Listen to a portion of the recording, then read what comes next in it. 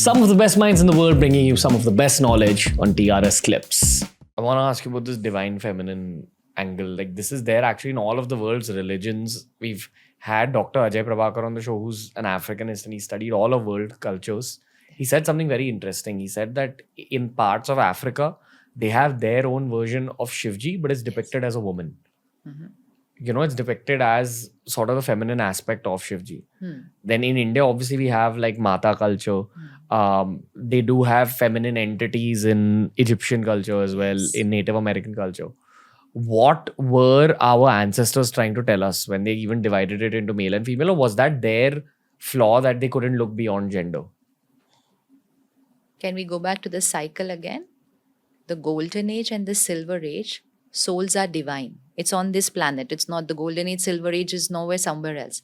In the golden age, silver age, there is no religion.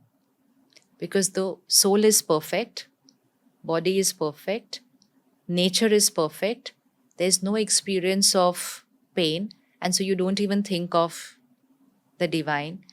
That's what is called paradise. You can call it heaven, call it paradise, call it swarg, call it satyug, call it golden age. After the afternoon, which means when the evening starts, golden age and silver age, we are natural soul conscious. These souls are divine souls. And so they are called as deities today. Deities not by a religion. Deities not by a religion. Just the whole society, the whole community is a divine soul. Everybody. Everybody. It's the morning of the day. It's the morning of the day. Then collective consciousness reduces. When you come by copper age, the soul has taken birth, used costumes. Gradually, we start getting attached to the body, and I start forgetting just the trace, not what I am today. Just the trace, I start forgetting I am a soul, and I start getting attached to my body, and I start looking at the other person also as what is visible. So that is when the first trace, not like today, the first trace of ego, the first trace of lust, the first trace of greed, the first trace. Today is like peak. So just when that first trace starts, the divinity of society starts just little waning off. That is when religion starts. Religion means teachers, philosophers, who come to start teaching us to go back to who we were. You know, it's like a child moving away from their potential. So there is a teacher brought in to say, like, take care of this child. So religious heads, prophets, everybody was teaching us one thing. God is one. We are a family. And then peace is our religion, love, unity. That is where from the copper age, we have all the prophets, religious heads, teachers, philosophers. They all came with one message. We did not connect to the teaching. We started connecting to the teacher. There again was ego consciousness. So I said that my teacher is different from you. So we suddenly became different. Reached to a stage, end of Iron Age, where we are fighting in the name of religion. Whereas religion was in the name of bringing us together, but not taking religion as a teaching, but only what we are doing in terms of a lifestyle. We thought you're different, I am different, this one's different, that one is different. And today we've divided into some major religions on the planet. And then those religions also got further divided. So we started only moving away from what was the truth. So there are two words, dharam and karam. Dharam means religion. Religion means the religion of the soul. And karam is my action, my behavior.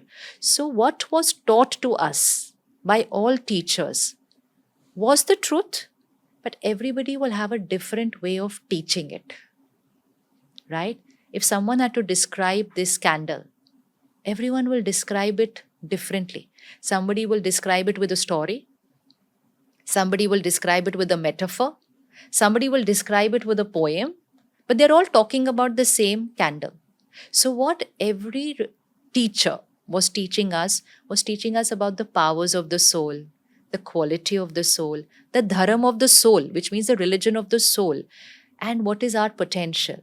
Everyone was teaching method different, examples different, metaphors different, presentation different.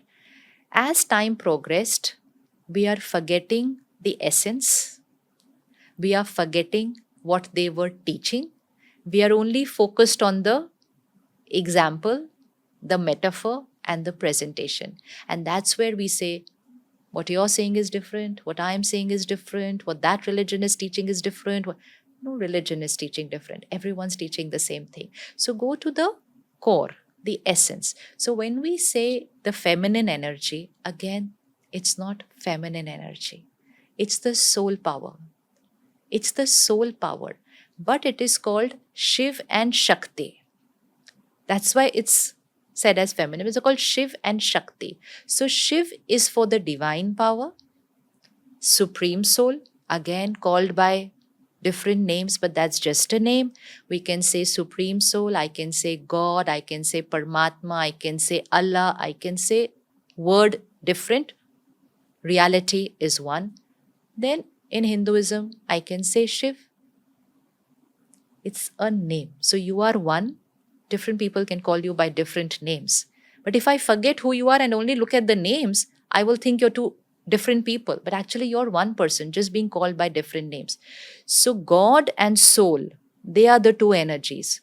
God and soul, supreme soul and soul. So somebody said Shiv and Shakti, Paramatma and Atma.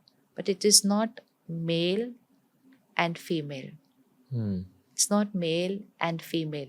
It is Paramatma and Atma. They are the two entities on this planet, God and souls. Then the souls have then presented it in a different way. So when we say the Shakti, it is the Shakti. Shakti means power. So whose power? Your own. Your own power.